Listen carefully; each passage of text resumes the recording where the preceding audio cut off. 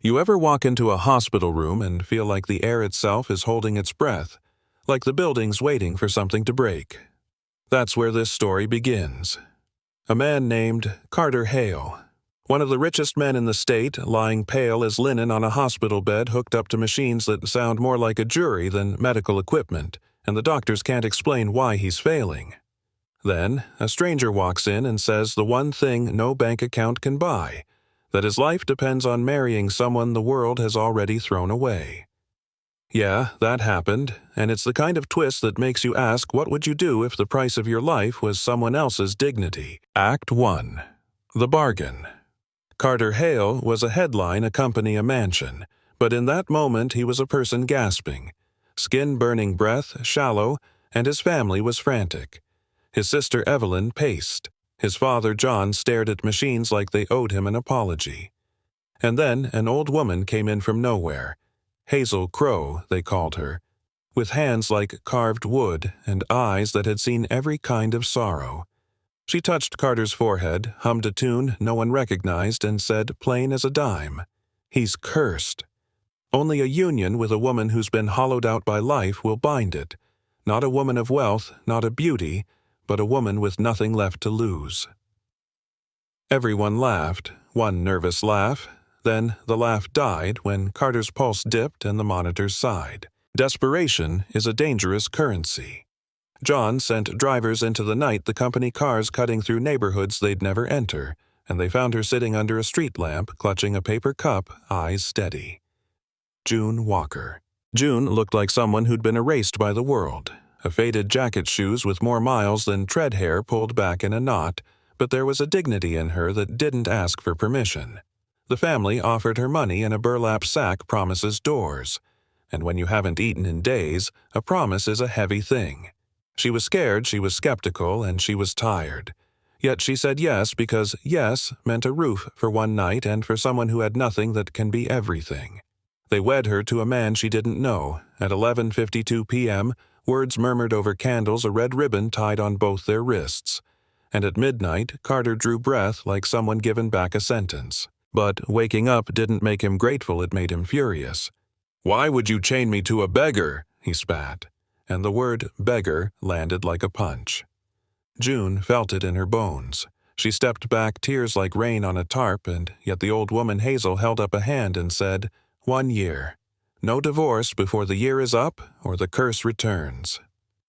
John, who had stared into the prospect of losing his son, was not ready to gamble with blood.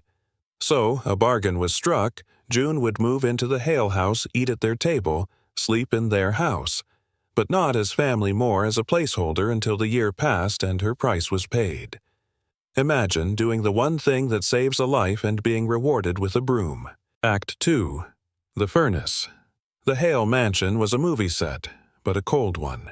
Marble floors, chandeliers that whispered wealth art that told you money could buy taste, but not warmth. Evelyn introduced June to the staff like a costume. "Our temporary housekeeper," she said loudly, as if the words could rearrange empathy. They put June in a drafty back room with a single window and a bed that had felt more hands than sheets, and from dawn to dusk she scrubbed, polished, cooked, and swallowed humiliation like medicine. It numbed at first, then it burned. Carter, newly alive and full of spite, made it his project to make her life miserable, calling her names, ordering her around, taking a savage pride in reminding her of the difference between them. There was a scene one night that felt cinematic because the cruelty was so plain. He cornered her in the pantry breath, smelling of liquor, and said, "You think you deserve this? You think marrying me makes you anything other than a joke?" June looked at him small and steady and answered quietly, "I didn't ask for your life. I just accepted a roof. Don't make my survival your entertainment." He laughed and left, but that moment planted a seed. Anger, yes, but also something like steel. And people notice strength even when it's disguised as silence. An elderly housekeeper, Rosa, started slipping June extra coffee, a warm roll, small things that felt like contraband. In the background, the family schemed. When a lawyer unexpectedly required proof of a real marriage for inheritance reasons, the Hales staged a week of civility. June got a bath, a dress, a makeover, and they took photos. The day she emerged clean and glossy and posed next to Carter, the camera caught something they couldn't manufacture, a flash of recognition in his eyes when he saw her like that. It was only a look, a blink of something human, but it changed the script. You know how in movies there's that beat where the villain sees the hero without their mask, and it's the first crack in the facade that was Carter.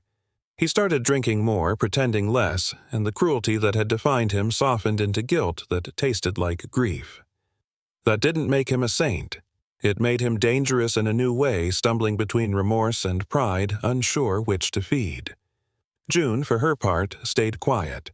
Her inner world was a ledger days survived, insults catalogued, small kindnesses treasured. She planned a future in the margins. When the year ended, she'd take the money they promised and disappear into a life of her choosing. Then the house erupted with sabotage. Evelyn planted a stolen brooch in June's drawer, a classic frame-up designed to get her out the door before the year ended. It played out like a film noir scene. Accusations raised voices, the kind of cruelty that is surgical because it disguises itself as evidence. But Carter stopped it. He forced himself to look to question. And in that look he saw the satisfaction in Evelyn's face and the lie in the placement.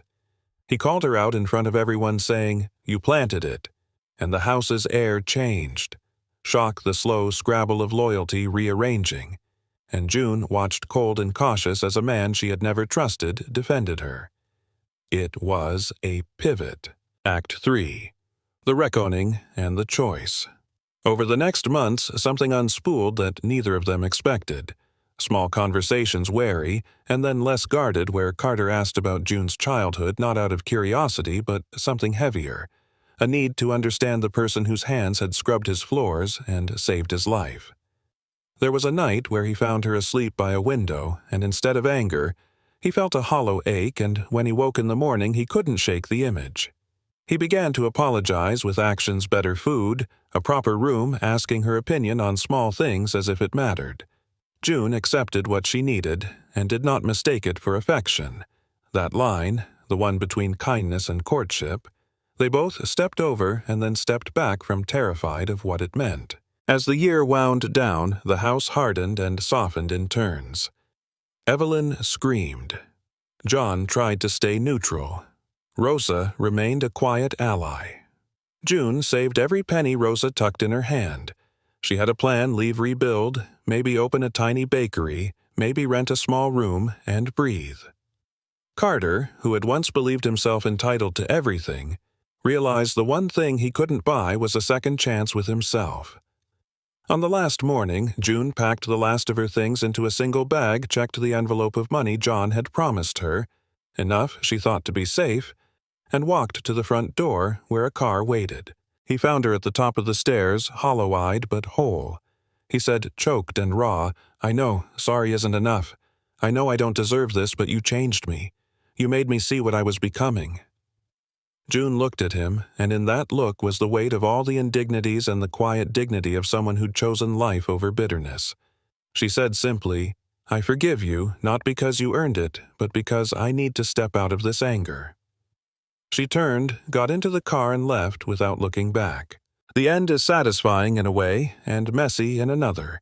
June walks away with freedom and money. Carter collapses into a grief that feels like a birth. Evelyn is left to look at herself, and the house that thought itself impermeable discovers it wasn't. But here's the thing that keeps gnawing at me. Did June do the moral thing by forgiving? Did Carter finally earn redemption, or did he simply dodge consequences with tears? Is forgiveness a grace or a way others get off the hook? I'm not giving answers. That's the point. The story ends with both triumph and a question that sits heavy. Justice or mercy? Which would you choose if you were June, if you were Carter? If this story touched something in you, if it made you angry or hopeful or both, tell me in the comments, was June right to forgive, or should she have walked away without looking back? Have you seen a moment like this in real life, where the person with power had to ask finally what they'd done? Share your story, weigh in on prejudice, on how we treat people who have nothing, and on what justice really looks like. Like the video. If you felt it, subscribe, If you want more stories told straight, and share this with someone who needs a reminder that dignity can't be bought. It has to be earned or reclaimed. What would you do if your life hung on someone else's survival? And would you be brave enough to change,